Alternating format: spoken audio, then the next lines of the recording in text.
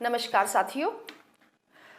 पिछले वीडियो में हम बात कर रहे थे राजस्थान नगरपालिका सामान क्रय व अनुबंध नियमों की, जो कि 1974 में बने थे। आज उसी वीडियो को हम आगे बढ़ाते हैं पार्ट 2 के रूप में। एक बार संक्षेप में अगर रिकेप करें तो हमने पिछले वीडियो में मैंने जैसे कि आपको बताया था कि इस सामान क्रय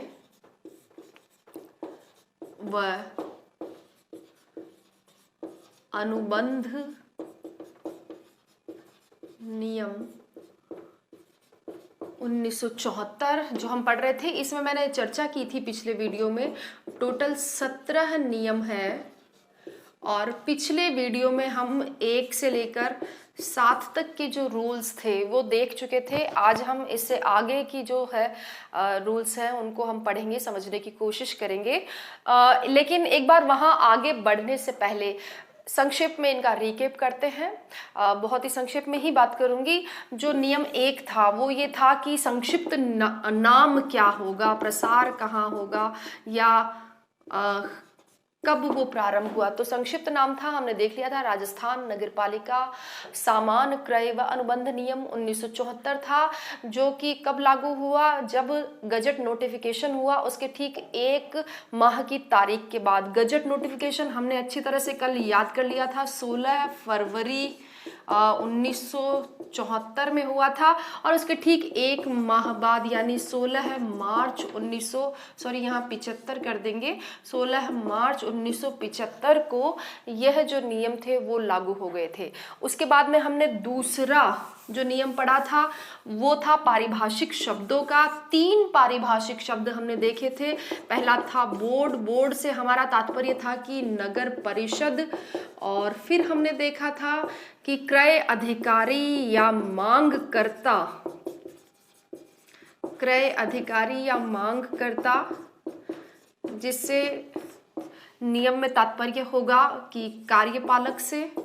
और फिर तीसरा जो पारिभाषिक शब्द हमने देखा था वो था कार्यपालक अधिकारी, और उससे इसमें तात्पर्य रहा है नगर परिषद आयुक्त से।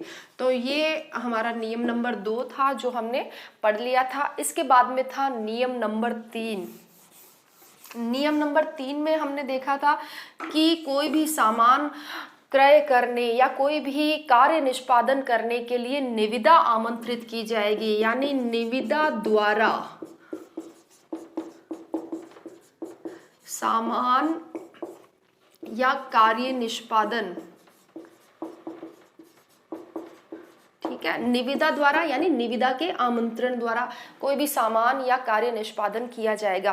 फिर हमने एक शर्त और पढ़ी थी कि सामान कितने पर टेंडर किया जाएगा। वो हमने देखा था कि किसी भी सामान का मूल्य अगर उसका लागत मूल्य 1000 रुपये से अधिक हो या कोई भी कार्य निष्पादन यानी सर्विस जिसकी लागत 2000 रुपये से अधिक हो तब टेंडर प्रोसेस किया जाएगा। तो ये हम उसमें देख चुके थे। और उसके बाद में हमने बहुत ही 2 ध्यान देने वाली बातें देखी थी।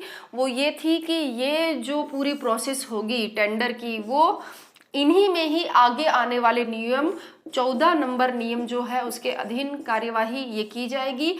और ये निविदा आमंत्रित करने से पहले जो सक्षम अधिकारी है उसकी स्वीकृति या अनुमोदन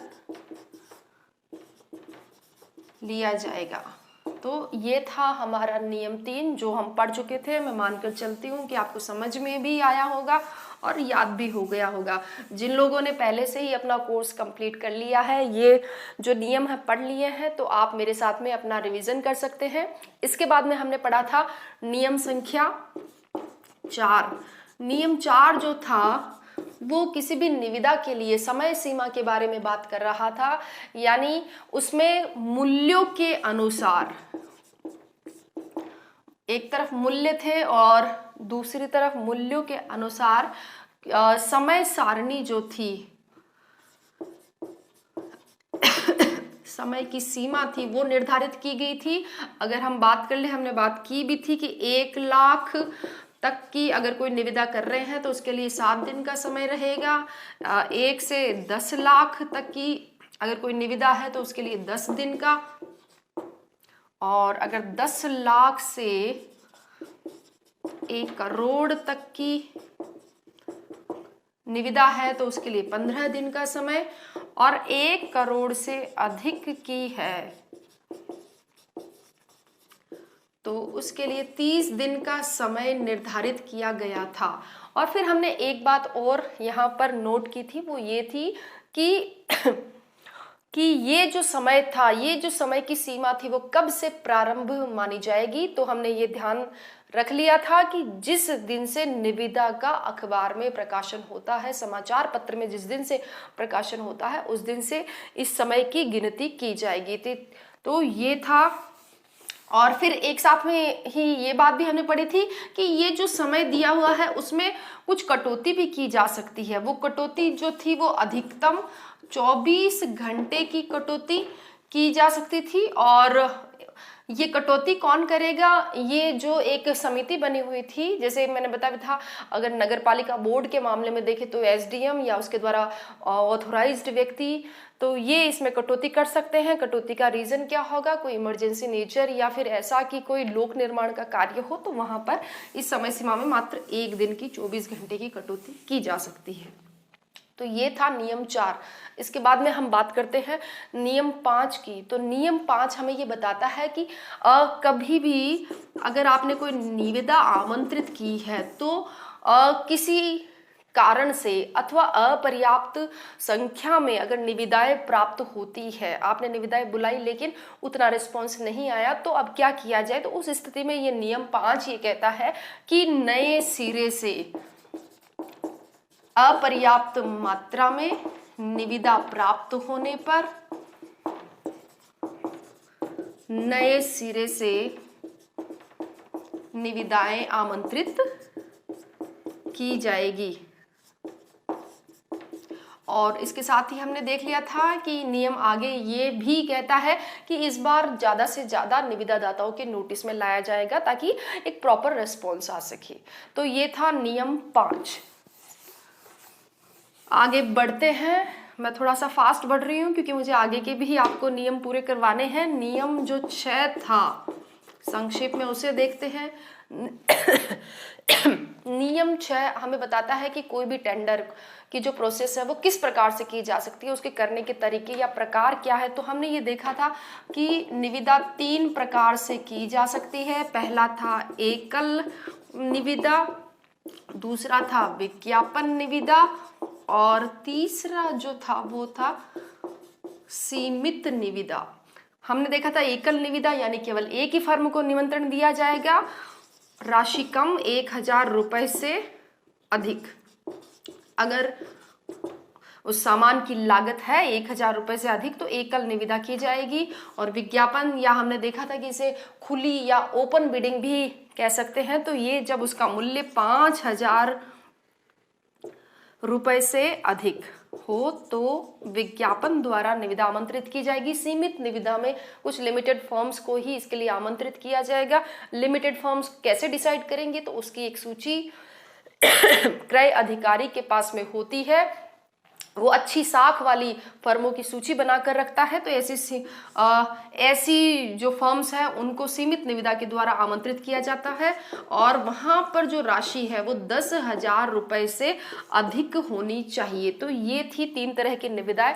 और फिर हमने ये भी यहाँ पर देखा था कि ये जो सीमाएं दी गई है, कुछ ऐसी परिस्थितियां भी है जहां पर इन सीमाओं को लागू करना जरूरी नहीं है। तो वो 5-6 परिस्थितियां थी, हमने देखी थी। मोटा मोटा मैं इस पे लिख के चलती हूँ ताकि आपको एक बार फिर से याद आ जाए।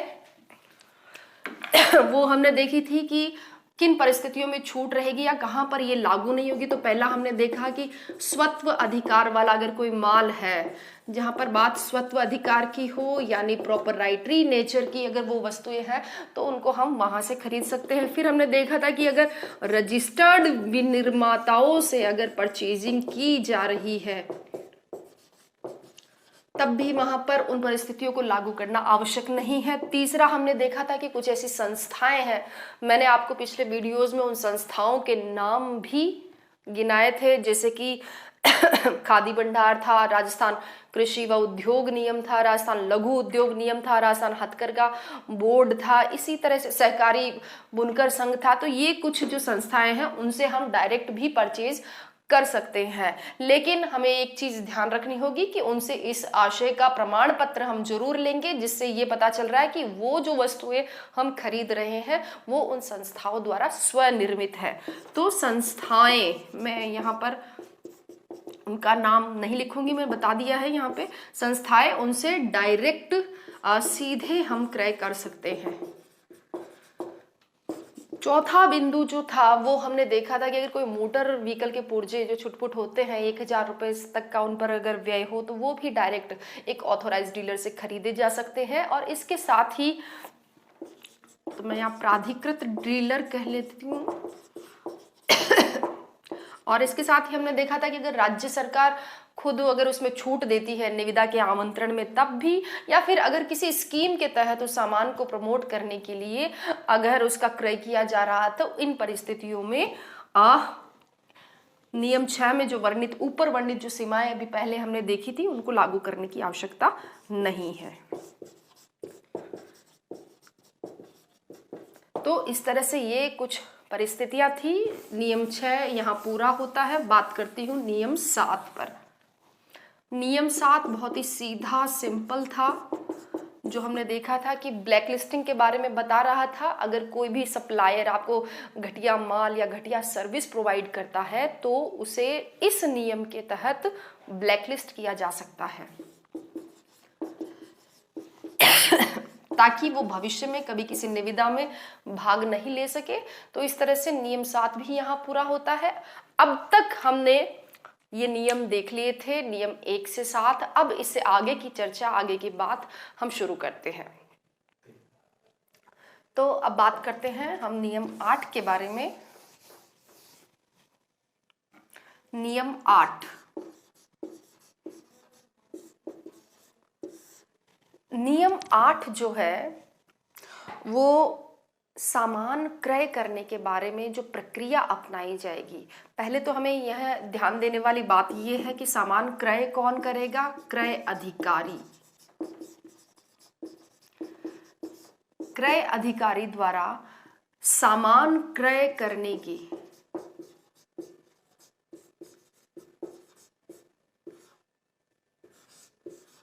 सामान क्रय करने के लिए जो पूरी प्रक्रिया अपनाई जाएगी वो इस नियम 8 में वर्णित है।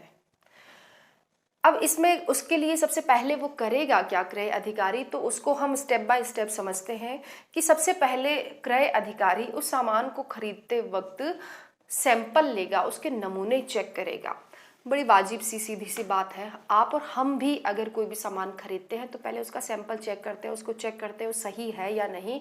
तो जब क्रय अधिकारी को सामान क्रय कर रहा है अपने नगरीय निकाय के लिए तो पहले उसका नमूना चेक करेगा और फिर उसके बाद में ही वो निर्णय लेगा। नमूने चेक करने और फिर उस सैंपल को पास करने की पूरी जो जिम्मेदारी है वो पूरी जिम्मेदारी व्यक्तिगत रूप से क्रय अधिकारी की रहेगी। तो हम कह सकते हैं कि व्यक्तिगत रूप से जिम्मेदार रहेगा।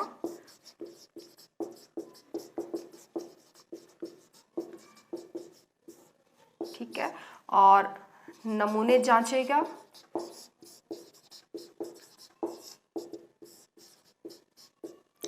मान लीजिए कि अगर क्रय अधिकारी मौजूद नहीं है, वो किसी अन्य कार्य में व्यस्त है या कहीं किसी मीटिंग में उसको जाना है, वो जाने में असमर्थ है, तो वो अपने स्थान पर किसी अन्य व्यक्ति को भी निरीक्षण अधिकारी के रूप में नाम निर्दिष्ट कर सकता है, यानी उसको प्राधिकृत या ऑथोराइज्ड कर सकता है।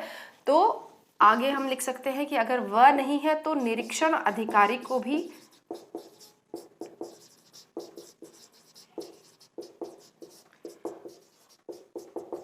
भेज सकता है नमूने लेने के लिए।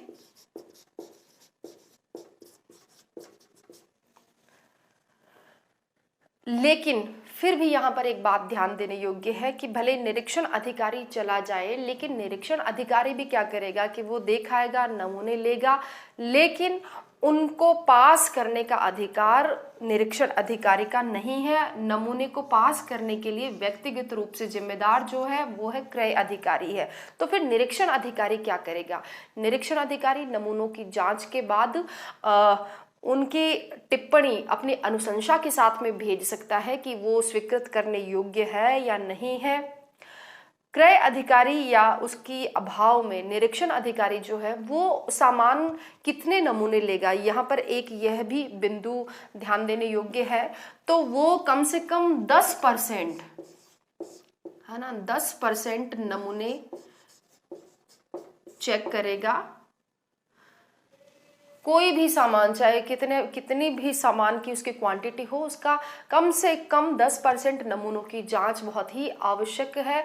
और नमूने की जांच किस तरह से करेगा? वो कंपैरिजन करके, यानी तुलना करके और उसका एनालिसिस करके, आलोचना करके उन नमूनों की उसको जांच करनी है। और बाद में अगर वो गुणवत्ता को जांच करता है और गुणवत्ता जांच में अगर वो ठीक लगता है तो क्रय अधिकारी उसको स्वीकृत कर सकता है माल को, और अगर वह उसको उचित या उपयुक्त नहीं पाता है तो अस्वीकृत भी कर सकता है। इसके बाद में हमने ये देखा था कि यदि कोई सामान अगर जो निश्चित जो उसमें टेंडर में वर्णित शर्तें हैं उसके अनुरूप नहीं पाया जा रहा है या सही गुणवत्ता का नहीं है तो उसको अस्वीकृत कर देगा। लेकिन अगर हमारे पास में, क्रय अधिकारी के पास में कोई और ऑप्शन नहीं है, अगर और कोई सप्लायर नहीं मिल रहा है या कि कोई ऐसी परिस्थिति आ गई है कि तत्काल उस सामान को खरीदना ही बाध्यकारी हो गया है, तो ऐसी स्थिति में क्रय अधिकारी ये कदम उठा सकता है अपने जो सीनियर्स हैं उनकी अनुमति और उनके अनुमोदन के बाद में कि जो टेंडर में वर्णित शर्तें हैं उनमें जो अनुमानित दरें दी गई है उन अनुमानित दरों में कटौती की जाए। तो अनुमानित दरों में कटौती की जा सकती है।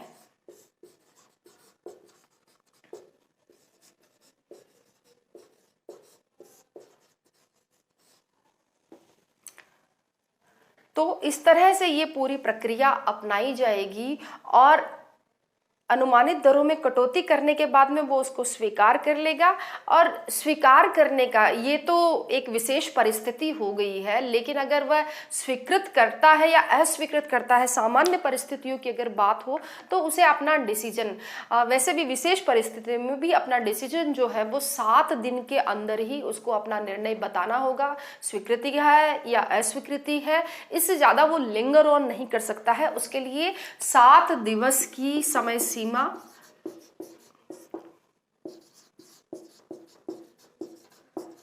निर्धारित की गई है। किसके लिए? निर्णय के लिए। जब कोई सामान है तो वो अब इस निर्णय के बाद में स्वीकृत हो गया, उसकी क्रय कर लिया गया है, तो खरीदे हुए सामान को स्टॉक रजिस्टर में चढ़ाया जाता है। तो खरीद के बाद में हम देखेंगे स्टॉक रजिस्टर में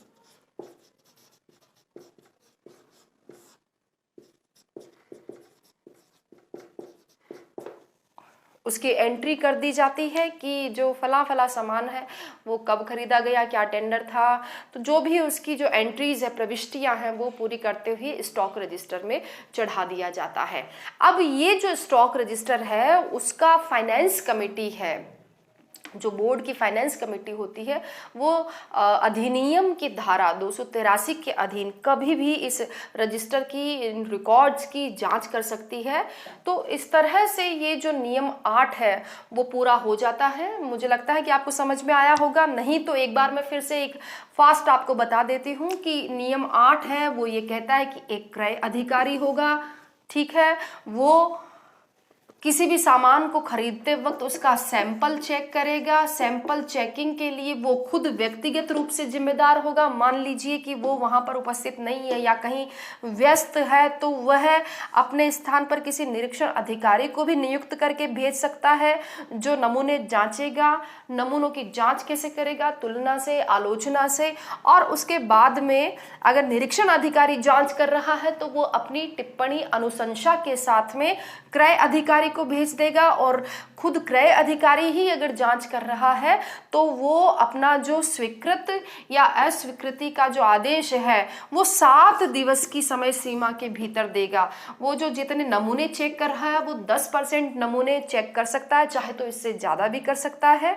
और अगर मान लीजिए टेंडर में वर्णित शर्तों के अनुरूप उसे माल की आपूर्ति नहीं हो रही है या अच्छे सप्लायर्स नहीं मिल रहा है, बाध्यकारी हो गया उसके लिए सामान खरीदना, तो वो टेंडर में वर्णित जो अनुमोदित दरें हैं उनमें कटौती भी कर सकता है। सामान की खरीद के बाद में उस सामान की जो प्रविष्टियां हैं वो स्टॉक रजिस्टर में चढ़ाई जाती है, जिसकी जांच फाइनेंस कमेटी धारा 283 के अधीन कभी भी कर सकती है। तो ये था नियम 8, जो किसी भी सामान को क्रय करने और निर्देशों और नमूनों के अनुरूप उसकी सप्लाई सुनिश्चित करने की ये जो पूरी प्रक्रिया है उसके बारे में बताता है। मैं समझती हूँ अब आपको ये नियम 8 अच्छे से क्लियर हो गया होगा। आगे बढ़ते हैं नियम 9 की तरफ। नियम 9 पर चर्चा करेंगे। नियम 9 काफी छोटा सा नियम है, इसमें भी एक टेबल है, टेबल मैं बना देती हूँ। टेबल के अकॉर्डिंग आपको याद करना है। नियम 9 सबसे पहले हम जान लेंगे कि किस बारे में बात करता है। जो टेंडर के प्रारूप होते हैं, फॉर्म्स होते हैं, उन फॉर्म्स की फीस होती है, तो फीस कितने रुपए के टेंडर की फीस कितनी होगी तो वो इसमें निर्धारित की गई है। तो निविदा प्रारूप का प्रभार यानी आप शुल्क कह लीजिए, वो इसमें निर्धारित किया गया है नियम 9 में।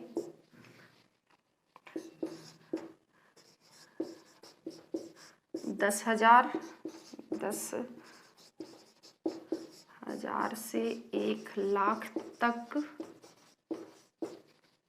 1 लाख से 5 लाख तक, 5 लाख से 1 करोड़ तक और 1 करोड़ से अधिक। तो इस तरफ तो है निविदा, जिसकी जो लागत है, राशि है, वो इतनी हो सकती है, और दूसरी तरफ हम उसमें लिखेंगे प्रारूप का प्रभार। मुझे समझाने या पढ़ने में ये तरीका थोड़ा इजी लगता है कि एक तरफ पहले सारे ये लिख लिए जाए और फिर दूसरी तरफ सामने उनका जो भी दूसरी वाली टेबल आ रही है सामने वाली, तो वो इस तरीके से लिख लिया जाए। 10,000 रुपए तक का कोई टेंडर है तो उसका प्रारूप 20 रुपए, ये मैं यहाँ लिख देती हूँ, राशि जो है वो रुपयों में है। 10,000 से 1 लाख रुपए तक का जो टेंडर है वो 50 रुपए, 1 लाख से 5 लाख तक का जो टेंडर है वो 100 रुपए, और 5 लाख से 1 करोड़ तक की राशि का कोई टेंडर है तो उसके लिए 200 रुपए, और 1 करोड़ से अधिक का अगर टेंडर है तो उसका जो निविदा का प्रारूप है वो 500 रुपए की राशि, 500 रुपए की फीस देकर ये प्रारूप प्राप्त किए जा सकते हैं। तो ये था नियम 9, बहुत ही छोटा सिंपल, लेकिन ये टेबल है, ये टेबल आपको याद रखनी है। आगे बढ़ते हैं नियम 10 की तरफ। नियम 10 जो है वो लोक निर्माण की जो निविदाएं हैं उन्हें आमंत्रित करने के लिए क्या समय सीमा निर्धारित की जाएगी। लोक निर्माण के कार्य, पहला जो बिंदु है, लोक निर्माण के कार्यों के लिए निविदा आमंत्रण की समय सीमा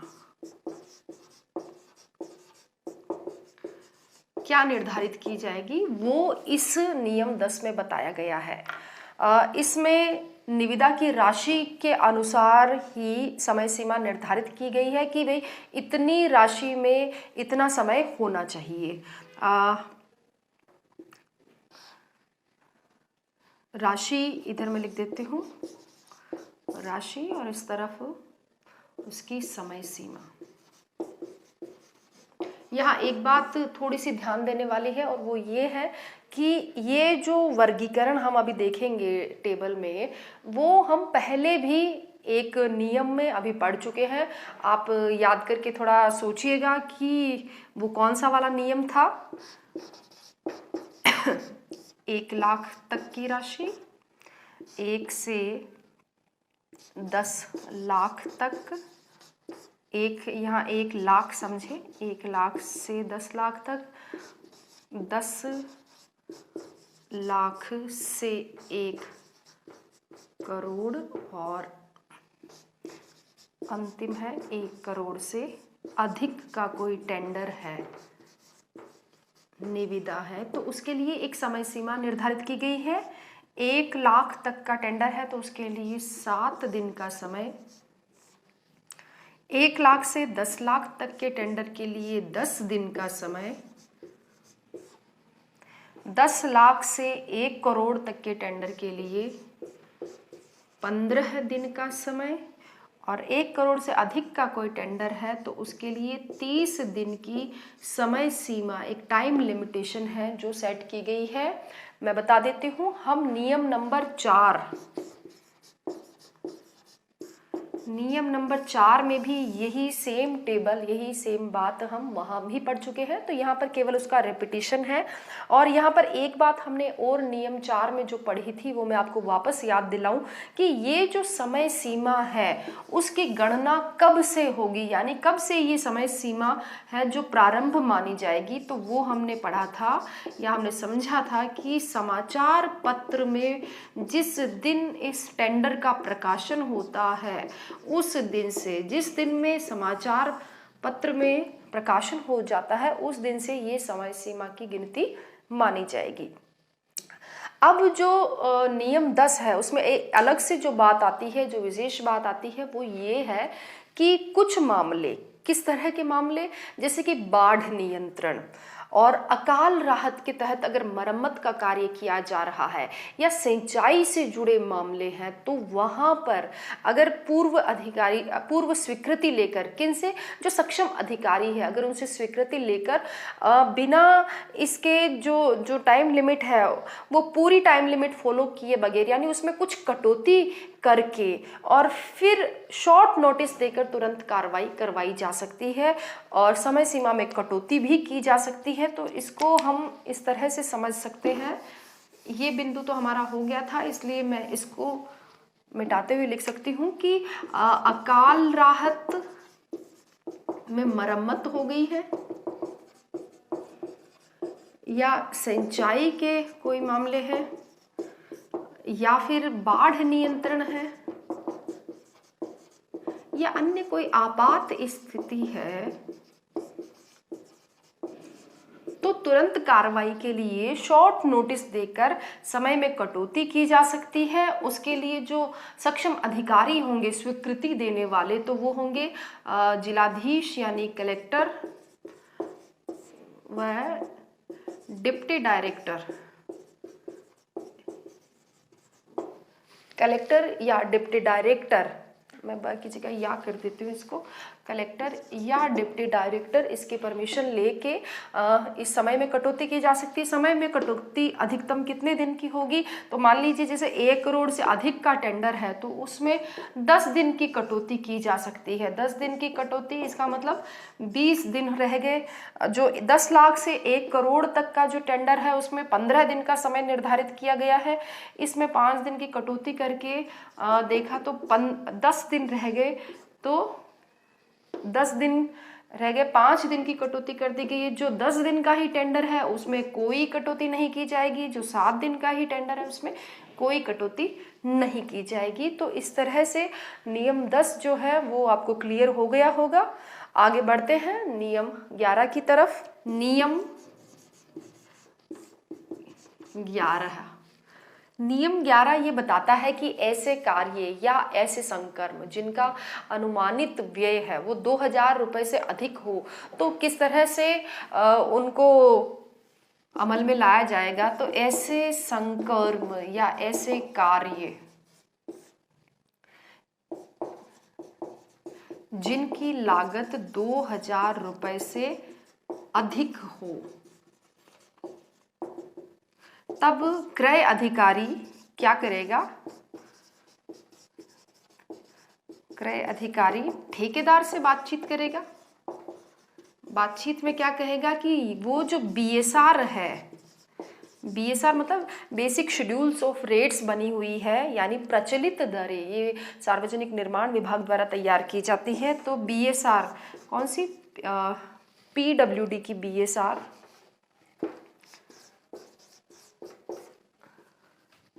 यानी प्रचलित दर पर उस कार्य को आप निष्पादित करो।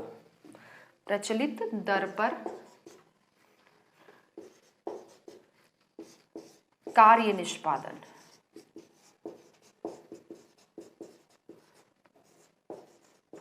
तो बस यही है नियम 11, जिसमें ये कहा गया है, एक बार फिर से समझ लेते हैं।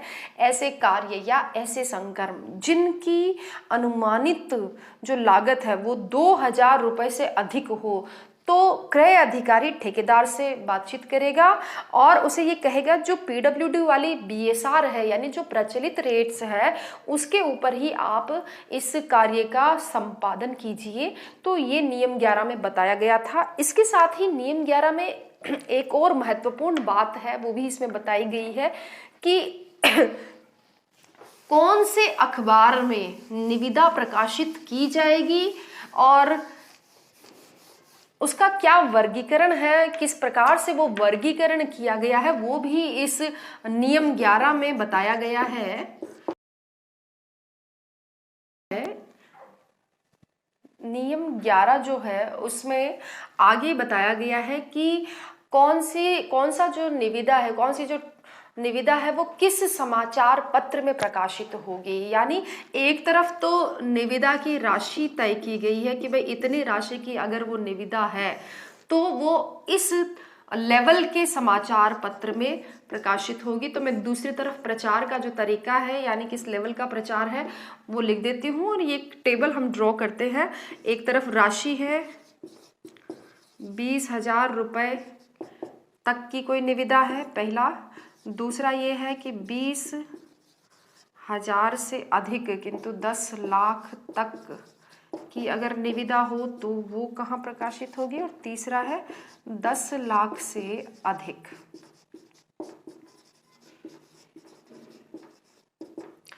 तो इसके अकॉर्डिंग हम देखते हैं 20,000 रुपए तक की अगर कोई निविदा होगी तो वो स्थानीय समाचार पत्र में, कोई भी लोकल न्यूज़पेपर जो है उसमें प्रकाशित की जाएगी, या इसके अलावा कोई भी साप्ताहिक, कोई भी यानी वीकली न्यूज़पेपर आ रहा है या कोई पाक्षिक न्यूज़पेपर आ रहा है तो उसमें भी इस 20,000 रुपये, क्योंकि ज़्यादा बड़ी राशि नहीं है, तो जिला विशेष का कोई, जैसे मान लीजिए जयपुर जिले की ही कोई 20,000 रुपये की निविदा है तो वहाँ के लोकल समाचार पत्र में उसको प्रकाशित किया जा सकता है, या कोई भी साप्ताहिक या पाक्षिक में, जो भी राज्य सरकार अनुमोदित करे, जो राज्य सरकार अनुमोदित करे। ठीक है, मैं इसको शॉर्ट में लिख देती हूँ, अनुमोदित। अच्छा, आगे देखते हैं 20,000 रुपए से लेकर 10 लाख रुपए तक की राशि की कोई अगर निविदा है तो उसके लिए प्रचार का माध्यम, प्रचार का जो ढंग है वो क्या होगा। तो वहां पर कोई भी प्रमुख दैनिक समाचार पत्र, हम कहेंगे राज्य के प्रमुख दैनिक समाचार पत्र, जैसे राजस्थान में भास्कर हो गया या राजस्थान पत्रिका है, तो ये प्रमुख दैनिक समाचार पत्रों में माने जाते हैं। तो राज्य के प्रमुख दैनिक समाचार पत्र, यहाँ पर भी वही स्थिति लागू होगी, जो राज्य सरकार अनुमोदित करे तो उनमें इनका प्रचार करना, उस निविदा को प्रकाशित करना अनिवार्य होगा। इसके साथ ही अगर 10 लाख रुपए से अधिक की कोई टेंडर है तो मानकर ये चला जाता है कि ज़्यादा से ज़्यादा लोग इसमें पार्टिसिपेट करें ताकि अच्छी क्वालिटी की जो निविदाएं हैं वो आ सके। अगर कोई अच्छा सामान है तो इसमें आ सके, प्रतिस्पर्धा भी बढ़िया होगी यहाँ पर। तो यहाँ पर राज्य सरकार द्वारा ये प्रावधान किया गया है कि प्रमुख दैनिक समाचार पत्र तो है ही, राज्य के प्रमुख दैनिक समाचार पत्र के साथ ही, इसमें मैं प्लस कर दूंगी, कोई भी राष्ट्रीय लेवल का, नेशनल लेवल का या अखिल भारतीय स्तर का समाचार पत्र भी एक होना चाहिए, जहां पर ये निविदा प्रकाशित होगी। तो 10 लाख रुपए से अधिक की निविदा को राज्य के प्रमुख दैनिक समाचार पत्र के साथ ही किसी भी एक नेशनल लेवल के न्यूज़पेपर में भी छापा जाना चाहिए।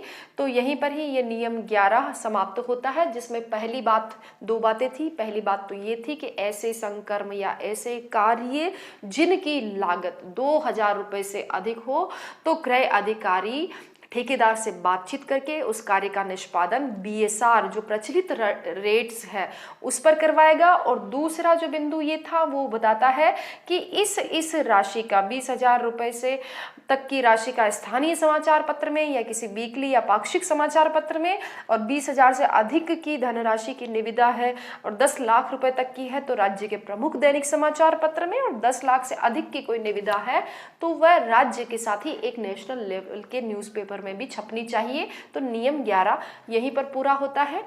आगे बढ़ते हैं नियम 12 की तरफ, बात करते हैं नियम 12 की। आपने अमानत राशि या धरोहर राशि का नाम तो जरूर ही सुना होगा। अमानत राशि या धरोहर राशि, जैसे मैं एक एग्जांपल देती हूँ कि कई बार ऐसे लॉटरी निकलती है, जैसे जयपुर विकास प्राधिकरण की हो गई या आवासन मंडल की हो गई, कहीं पर कोई भूखंड, कोई प्लॉट उसमें मिल रहा हो लॉटरी के द्वारा। तो आपने या आपके पेरेंट्स ने कभी ऐसा किया हो, मान लीजिए उस भूखंड की लागत है 10 लाख रुपए और आप उसके लिए अप्लाई कर रहे हैं कि काश वो प्लॉट, वो भूखंड आपके लग जाए, आपको मिल जाए। तब आप उसके लिए फॉर्म अप्लाई करते हैं और फॉर्म अप्लाई करते हुए मान लीजिए आवासन मंडल का अगर वो भूखंड है तो आपसे ऐसा कहा जाता है कि कम से कम जो राशि है, कुल लागत राशि है, आपको जो फॉर्म भरते समय है ना उसका 10%, मैं एक ऐसे ही दे रही हूँ, ये कोई सेट नहीं है लेकिन मैं एक ऐसे एग्जाम्पल के लिए आपको बता रही हूँ, 10% की जो राशि है आपको अमानत राशि के रूप में जमा करवानी होगी। आपका जो फॉर्म है वो तभी स्वीकार होगा जब आप वो अमानत राशि जमा करवाते हैं। लेकिन अगर मान लीजिए कि जब वो लॉटरी खुलती है और आपका नंबर नहीं आता है तो जो आवासन मंडल है या जो भी कंपनी है, एजेंसी है, वो आपको अमानत राशि वापस लौटा देती है। तो कुछ ऐसी सी ही बात, ये एग्जाम्पल मैंने बस आपको समझाने के लिए दिया है, कुछ यही बात जो है वो नियम 12 करता है अमानत राशि के बारे में या धरोहर राशि के बारे में। छोटा सा सिंपल सा नियम है कि किसी भी सामान को क्रय करने या कार्य का निष्पादन करने के लिए जो निविदा आमंत्रित की गई है उस पर कोई विचार नहीं किया जाएगा। कब? अगर उसमें निविदा के नोटिस में बताई गई जो अमानत राशि थी या जो धरोहर राशि थी वो साथ में अगर जमा नहीं करवाई गई है तब। इसको समझ सकते हैं हम। कोई भी निविदा जो सामान को क्रय करने या कार्य निष्पादन के लिए आमंत्रित की गई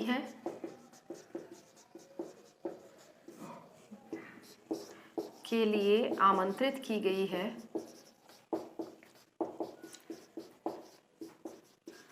उस पर विचार नहीं किया जाएगा, नहीं किया जाएगा। क्यों या कब, किस परिस्थिति में? अगर उसमें निविदा में या निविदा के नोटिस में वर्णित जो राशि थी एडवांस के रूप में, निविदा के नोटिस में वर्णित अग्रिम राशि